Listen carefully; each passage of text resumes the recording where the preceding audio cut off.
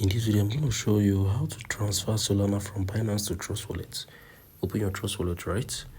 You're going to need to copy your Solana wallet address. I'm going to click on this manage. I'll come on here, type in Solana, right? I'm going to on it. Now, you're going to copy this wallet address, right? Click on this receive. I've copied my wallet address, right? So head over to your Binance. Click on spot. Click on Solana. Click on withdraw. Click on this, paste the address here, right? Paste the address here. So I'm going to paste it. So click on select network, Solana. So if you have some Solana here in Binance and you love to withdraw it to your Trust Wallet, enter the amount of Solana you have, right? Click on withdraw. You're going to pass, I think, 2 verification, right? You're going to verify with your email and the authenticator. If you found this video helpful, share your thoughts below in the comment section.